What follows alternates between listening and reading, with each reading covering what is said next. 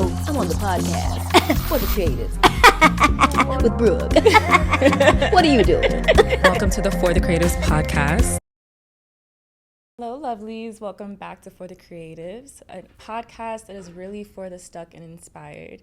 And today I have a special guest, who is definitely making her mark in the media world and inspiring the girlies in the journalism, editorial, Festicia Bovell. Hello. Hello. How are you? How are you doing? I'm doing great. Thank you for having me. Of course. Excited. I'm excited for you to be here. You're definitely doing your thing. I see you like literally everywhere. And so we met at like the Girl Mag Summit in person. Yes. But obviously I knew of you because I was seeing all this stuff, but it was so great to meet you in person and doing your thing, especially you did the elevator pitch. Yeah, like I did. Thing. It was really such a good experience. I was excited to even be considered or get the email that we're selecting you to be one of the 4. Yeah. I love Grown Mag. I love everything that they have going on. And just being on the panel with other women who are also very passionate about what they're doing always inspires me. So I was like, this is just a fulfilling experience. So really grateful for that. That's great. You're definitely showcasing Focus Mag, and you're just doing it for the girlies that really need that inspiration as well. So that's amazing. But we're going to get right into it. Yes. We're going to start at the beginning. When you were growing up, basically, I want to know, how did this all start for you? What gave you that light bulb to I really want to do this, create my own magazine, or just start off in general? Yeah, I mean, I'm not even sure if when I was younger I was really thinking of making my own magazine yet. Yeah. I have just always loved writing and reading. Those have been my core hobbies, which is insane as a kid. I mean, besides, the playing with dolls situation. But I grew up in a family of educators. So my aunts and my mom, they were all teachers at one point. And I think that definitely inspired me to continue just staying in your books, staying in your, the writing, and just having a natural curiosity. I remember that being a huge part of my childhood. And I know that translates well into writing. You are being more creative when you're just curious about the world. You're more curious about what things could be, or things that you've read and how that, kind of pans out. So that is probably, I think, one of the biggest parts of how I ended up really being super interested in editorial or just magazines in general. But even with that, my mom always tells me that before I even started school, and she would read to me to prepare me for school. Very teacher of her. But I would sit with my little dolls and pretend that I was also teaching them how to read, as if, I mean, I don't know how well I was reading at that time. I was a little kid, so but I'm sure I was, I had a lot of words correct. You did the best you could do. Right, exactly. So I would pretend that I would be teaching my little class, my little lecture, if you will.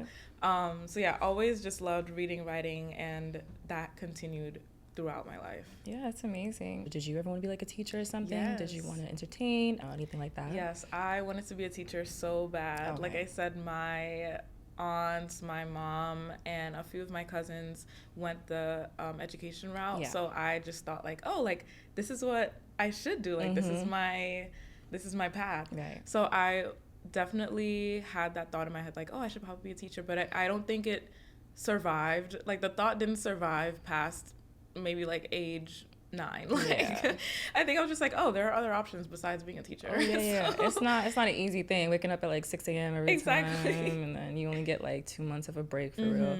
And dealing with kids is not easy either, so. And I was just I don't think I need to be a teacher. I had so many other paths that I was interested in. I wanted to be a lawyer at one point. Very random.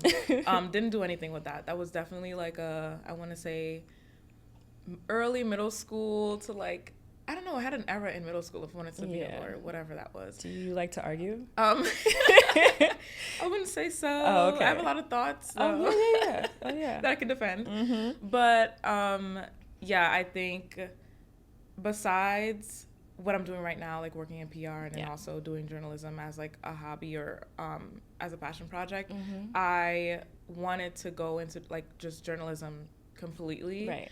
That just shifted when I was studying journalism in school, and I was actually, I don't want to do broadcast journalism. That was the path that American University had for journalism students, and it wasn't that students would only do broadcast journalism, but it was a heavy focus on broadcast. And I just had the foresight as an 18-year-old looking at my 4-year plan. I was like, okay, actually, I don't want to do broadcast journalism classes my entire college career. But I mean, it would have been so fun. It's so cool, but yeah. Yeah, that's amazing that you got an idea though as to what you wanted to do over time. Did you ever like consider working with a like established magazine first, or did you rather just say like I'm gonna just go for it? That's a good. I don't even remember. I don't think I considered it, because even I would say when I was graduating or right after college, I wasn't thinking of having journalism be a full-time job for me. So the thought of working for like an already like established or like a legacy publication wasn't really top of mind for me. I was just like, I studied PR. I want to go into PR. Like let's go that path. But of course, oh wait, I'm literally lying. Actually, I literally wanted to work for Refinery 29 as an intern specifically. I don't know why, not a full time. I was just like, my limit is interning. But I remember like my freshman year, I really wanted to intern at Refinery 29 for some reason. It was so cool back then. It was really popping in like 2018. Like I was like, I was that type of girly too. Like Pinterest, Refinery, like I was that girl. Right. So like Refinery 29, I remember always idolizing Essence, but in my head at the time, I wasn't like, oh, I can actually work there. It felt so out of reach for some reason. But yeah, those two were always the publications that stood out to me. But again, it wasn't top of mind because I was just like, I'm gonna do PR. I'm not gonna do journalism, and that was just that. But now you're doing both. So that's exactly. Amazing. Do you have any like specific influences at least when it comes to storytelling? I would say there are definitely influences when it comes to like opinion pieces. I think specifically, again, like I'll have to shout out Essence again. I think there's so many amazing writers on the team. Their content and just like the editorial style in general is always inspiring. Complex, their entire team is amazing. I always think of like Jordan Rose or like Jillian. They're amazing. Their like interview style is super engaging. I'm also gonna have to shout out Speedy. Oh my god, Speedy is great at what he does. As silly as some of the questions or like things that like so come out of his interviews, I think there's honest and like real journalism there, and they're qualified journalists. Like they went to school for this, they studied this. So many inspiring storytellers in the industry right now that remind me of how important this work is and how important it is to like keep pushing and just, you know, doing things my own way as well. So well, we're trying to get Jillian on this podcast. So yes, oh my god, Jillian, hopefully pop out. she's back in town. So that's amazing. Yes, definitely, I agree with you on all those influences for sure. I know that you work heavily in PR, but what really like sparked the idea for Focus magazine, and what gave you the confidence for it to really become a reality? Something I definitely want to know, and I think the audience would know as well. So when I got to American University, I have always been the type of person that's like, okay, school is great. I'm always going to be in my classes, always going to be on top of that, but I need something outside of classes to enjoy my time here. So I was always looking for extracurriculars and things to do outside of that. So that led me to the Black Print, which is an on-campus publication at American University for students of color by students of color. And it encompassed so many talented students from like photographers and writers, investigative reporters, and just so many talented people I met during this time. But I remember my freshman year, I was torn between doing journalism and PR, like which one I was actually gonna like sit with for the next 4 years.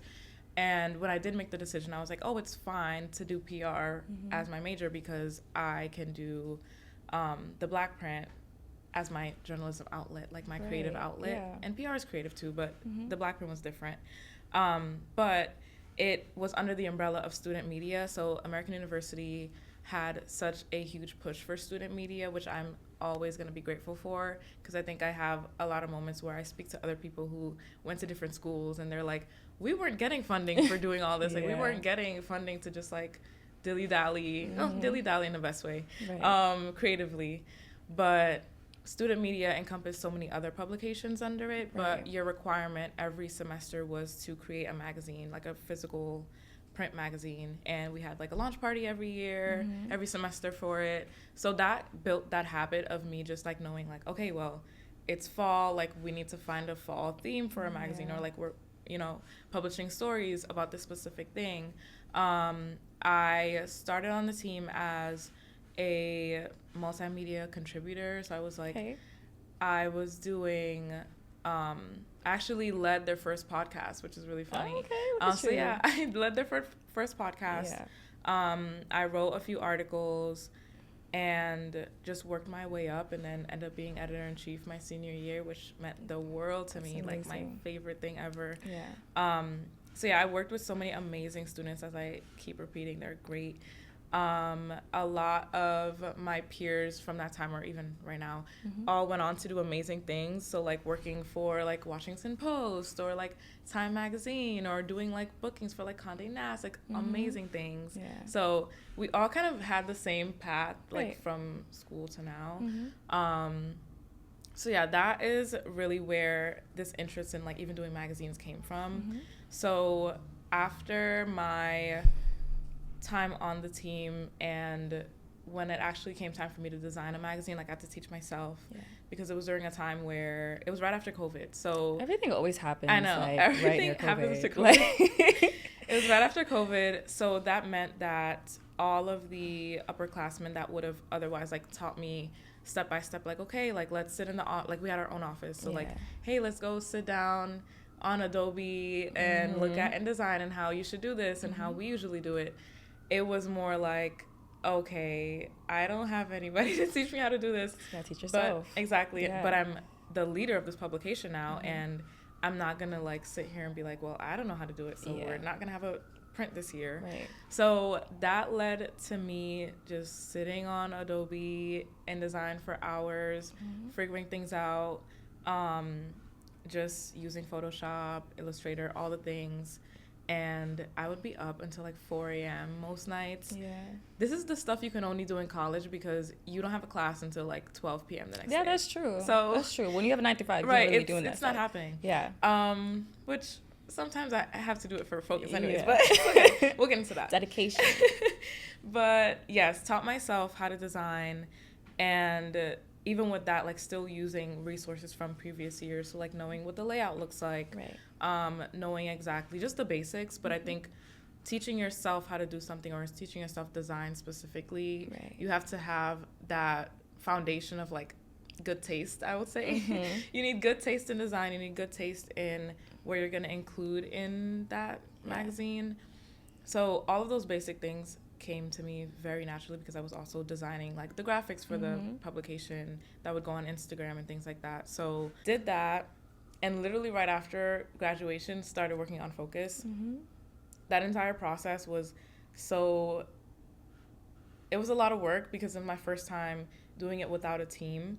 So I was designing every single thing. Like, I mean, I designed everything from the beginning, even with the black print, but I was writing the articles, I was interviewing everyone, I was also designing, so, and I made the logo myself, so it was a lot of just doing everything on your own. And it was a labor of love. But so that's basically how that came to be. And everything was just natural, because I was so used to having it as a routine. And that I from what I'm hearing, it just seems like you were so dedicated. And I think, you know, you show that you wanted this to come consistently, you know, so you just did it on your own instead of waiting for someone to give you that, you know, handout for sure. Did you have any like fears or doubts? Because I know definitely a normal thing with creatives is a lot of imposter syndrome, perfectionism can get in the way. So did you have any of that? I think I wouldn't even say I had a lot of doubts. I didn't have a lot of doubts because, again, I was doing it for so long. I think if I was coming out of college and just had a random idea, like, okay, maybe I should do a magazine, maybe I would have been a little bit more hesitant, like, who even cares? Yeah. But because I came from such a delusional campus, delusional in the best way. I wish I came from that too. I came from a campus where we were all doing the same. Like, we were all, like, being in student media was, like, such a unique experience. And, like, we all understood the same path of, like, okay, we're all working on our print for the semester. And, like, a point of conversation for all of us was, like, so what point are you at with your print? And, like, we just talked about it a lot. It felt so natural. It was just a part of my life and my routine that I just was like, well, I mean, people should care because it's cool. I think I got a little bit more hesitant when it was time to have a launch party and, like, be in person with new people who have never had something like what I'm doing happen before. Yeah. So I was very conscious of that, and I was just like, okay, well, I mean, I guess we'll see who comes, and it's fine. Because something I always say is, like, even if no one cared, no one even looked at this, like, I would still be doing it. Because you care. Like, I think it's so fun, and it's something I'm genuinely passionate about. Not a lot of fears on my end. I think I'm just also working in PR, studying PR, helped me with that confidence, too, where I'm just like, okay, journalism or, like, magazines, print magazines may not be the most popular thing amongst Gen Z, but what can you do with your messaging? Something differently. To make that stand out. I think a lot of people also just love to feel seen, especially like the smaller creators. For me personally, like, I love making people that may not get the most recognition. I like them feeling that, because not everybody is going to be seen on Ebony. And, you know, not everybody's going to get that spotlight. So I think it's very important that your mission statement almost kind of does that as well. I want to know a little bit about, like, the creative process. So what goes into curating, like, each issue, from selecting stories or who's going to be on the issue, anything like that? Yes, it's such a long process. I'm actually getting into starting issue 4 next month, which I'm really excited about. But it's such I try to compartmentalize everything and have categories for each thing. So I would say that the process has changed over the years because my working style has had to shift because I work full time. So it's like, okay, the stuff that you probably would have spent so much time on and, like, contemplating about, you just have to make a decision right now. There's no time for, like, second guessing yourself all just the time. Do it, just get it done. So I try to think first about the theme of the magazine and what exactly I want the messaging to be. And things like that change even with this past one. Like, it wasn't gonna be what it originally was gonna be, like the name and, like, all those things change. But I try to process through the theme, the cover star, that's a huge point, the people who will tell the story of the theme correctly. So people who would encompass, like, okay, a photographer who is, for example, focusing mostly on portraits for people who live in New York only and, like, telling their story in that way, or someone who's doing fashion specifically. So really narrowing down by category. So what is our theme? Who are the people we want to include? And I usually look for people who capture my attention. And I don't want to say, like, only capture my attention, but, like, I need to feel some type of connection to what you're doing as a creative, or even just, like, as a person. I don't really look at, like, oh, this person has X amount of followers, like, I need to have them on. Like, I genuinely couldn't care less. It really is more about what I see you doing and whether or not it resonates with our mission and what I want other people to feel. So when someone opens up the magazine, I don't want them to be like, oh, like, this person's here, they have a lot of followers, but, like, I don't get it. They're, like, not doing much. Exactly. And I need to also feel that connection. Like, we don't need to be best friends, but I feel like I need to at least resonate with what you're doing and understand that it has a bigger impact versus you just, like, posting content or you just creating whatever you're creating. So those are really key points that I try to hit when I'm ideating and planning. I also, now that we have the team, I really try to expand and just have other people share who they think should be featured. I am very aware that I don't know everyone and I don't know everything. So please tell me who you're seeing, who you think really has an interesting story. This past print magazine, we kind of did like votes for who we should feature for a specific section of the magazine, and it was so difficult because everyone was so amazing, and we're like, oh my god, this is the worst. It's literally the worst. But it's a good problem to have. So making sure that, again, storytelling is at the forefront, and understanding that, okay, we're not the only consumers of this magazine. Like, there will be other people viewing this, and also making sure that that everything that's featured in it kind of has a flow, and it's not just like, okay, we're jumping here, what is the point of this? We want them to know what is really Focus Mag. Exactly. Like, why am I reading this? Exactly. I think I wanted to know the answer to this question because a lot of people don't know the amount of work that goes into creating an issue. For a lot of people have to do that every single month. You know, so the fact that you did that, and, you know, especially with a team, and you accomplished that in, you know, a certain amount of time, it's amazing, you know, that you still did it despite many challenges and obstacles. Thank you. Of course. So that kind of leads me to my next question of what was the biggest obstacle that you had to face? Oh, there's so many. Definitely time and budgeting. Right. So again, I work full time, so I do not have all the time in the world to sit on my laptop on Adobe. And I don't think I've ever had all the time in the world to sit on Adobe, and I wish I could. Because I think back to even on campus, like, I was in class, like, I had homework, I had a paper. Like, I have to do a paper before I could make time to work on anything else that was creative or, like, extracurricular. So that is always a challenge, and I'm always the type of person that, like, work is always a priority. Like, this is work. Like, there's no putting that off.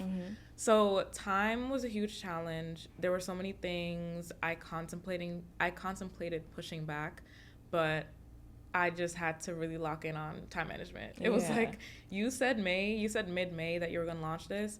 Do not push it back. And it wasn't only because I could have been like, okay, let me just call the venue and say that we're going to do it late May or rearrange all these things. But I did not, and I don't want to get in the habit of, like, pushing things off just because I need more time. And there are moments where you do need more time, and time is really helpful. But really training myself to say, okay, this is the amount of time you have. What are you going to prioritize in the next 2 days or in the next 3 hours? Or, like, the 2 hours that you have when you just came home from work at, like, 8 p.m. or whatever. That's like, literally me. Yeah, so, like, just setting boundaries with yourself. Set boundaries. And also delegating. I'm still working on this. Like, I think because I've done this for so long and I have a tendency to be like, only I can do this specific thing right. I'm trying to grow out of that. And I think it's really beneficial to have a team because I do know their strengths and I know the things that they're great at. So letting them lead more in that area and just saying, like, okay, I'm trusting you with this thing. It's very hard to do that as an entrepreneur. It's just like, because you care about it so much, especially if it's like a baby to you. It's like, I have my own way of doing things. Sometimes we let that kind of get in the way, especially if you're like a naturally like independent person. And so working with a team, it's like, okay, I know I have to let them, you know, do their thing, and that's what they're here for. So yeah, I think that is very imperative. I do want to know, like, basically about the confidence aspect, because being a creative, trying to take yourself seriously while also, you know, dealing with people, trying to let them take you seriously as well. How does it feel being a creative in this space, and does it ever take a toll on you with other people's opinions or expectations? Good question. I don't even want to sound cocky and be like, I don't really ruminate a lot on. I was like, did I say that word right? I don't really spend a lot of time thinking too much about what other people will think in, like, a negative way. Okay. I really try to understand people's needs as someone who is always consuming media and someone who is always creating for people. Right. My first time actually hearing someone say that. I don't think of it from a pessimistic type of approach. I think it very like optimistically, like I'm here to help and contribute. I'm not here to like destroy anything. 100%. And so you're here to inspire. So that's really inspiring even to me, and I'm pretty sure it'll be inspiring for other people as well. Thanks. I would hope so. I don't think there is any benefit to having a ton of negative speak towards the work that you're going to produce. Yeah. And I'm also not perfect in terms of like, oh, I always wake up and I'm always positive. Yeah. Like, that's not always the case. But even with negative thoughts or thinking about something in maybe not so positive light, I always try to ground myself or bring myself back to like, okay, why are you doing this? Right. And if something is making you feel a little bit more negative, then negative rather than inspired or really supported in that space, you should look into that. It's probably not meant to be. Exactly. Yeah. So I don't really put myself in the space where I would feel negative about my own work. Yeah. And even if I do, it's like, okay, do I need to work on something? Like really doing a lot of like self-reflection. Yeah. Do I not enjoy this specific thing that I worked on because I didn't put in that much effort? Or like, did I not have the right support? Did I not have enough time? So you kind of need that like little SWOT analysis of like, okay, where are the opportunities that I can grow and learn from this experience versus saying like, okay, this one thing got messed up, I shouldn't go that path ever again. Yeah. So really looking into being very self-aware in your creative process is really important. Yeah. I have a saying like, if it doesn't help you grow or glow, let it go. Yes. Let it go. It's probably not meant to be, guys. Yeah. My other question is like, what lessons from your journey as a editor-in-chief, what have you learned and that you can just share with other creatives? Yeah, I would say, and it's gonna go back to what I mentioned earlier, is learning how to delegate and working with a team. It is much easier to work with a team when you're in your 9-to-5 or like in your full-time job because like there's a lot of structure and you know exactly what you're doing.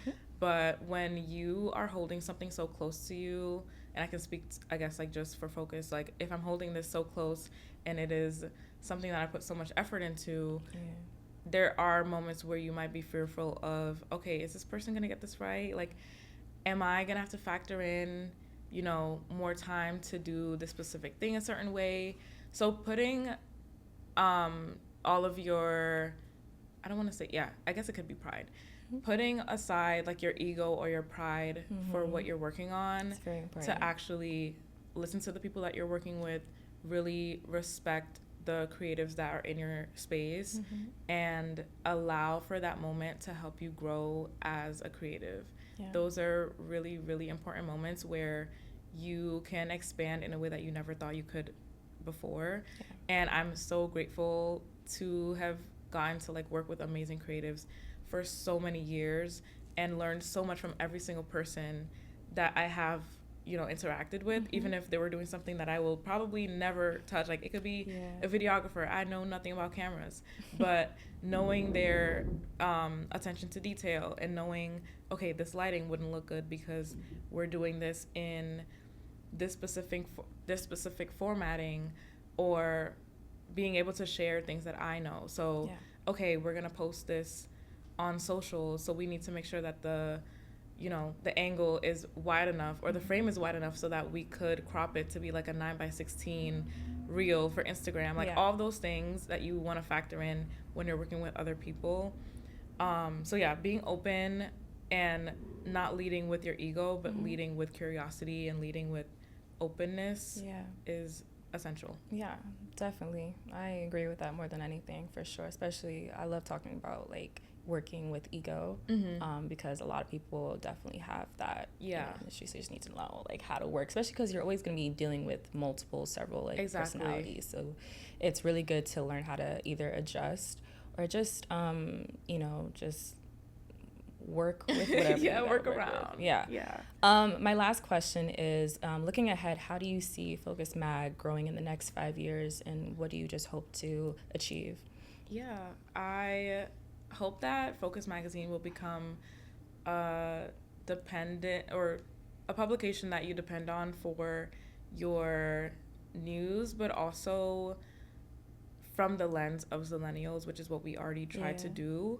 And I think that's specifically important because there are so many studies and so many takes on what we're experiencing in the world right now.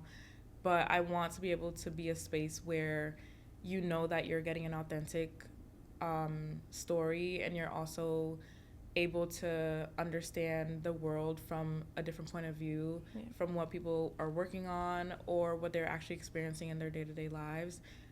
Definitely want to be number one, and working towards that. And also just making sure that I have enough time to do all of that. So, you will. Eventually, like, you will get to a point where you're going to be doing this full time. So I think that's what I love to see, is like when people go from, you know, the start of their journey to that complete point that they've always, you know, wished to achieve. So manifesting it for you, girl. Thank you. Of course. So now we're going to get into our segment, which is a new segment on this season. So basically, this is the specifications as to what's a habit or resource, any skills that you need in order to accomplish being an editor-in-chief of a magazine. And this is why it's labeled Festicia's Blueprint. My name is Festicia Bovell. I'm the founder and editor-in-chief of Focus Magazine, and this is my blueprint for creatives. Having a daily to-do list, and as simple as it sounds, you need that to-do list and to update your calendar. I'm going to go basic and say Google Docs. Understand what you want your story to be and the impact you want to have on other people. Well, that is all my questions I have for this lovely interview. Usually I would do like a little like trivia style thing. Yes. Okay. All right, truth or dare? Okay, I will do truth. All right. What is someone in the industry you die to collaborate with?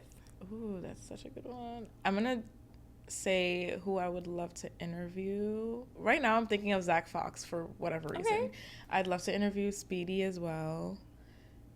And Rihanna. She is my everything, so. Yeah, I could see Rihanna for sure.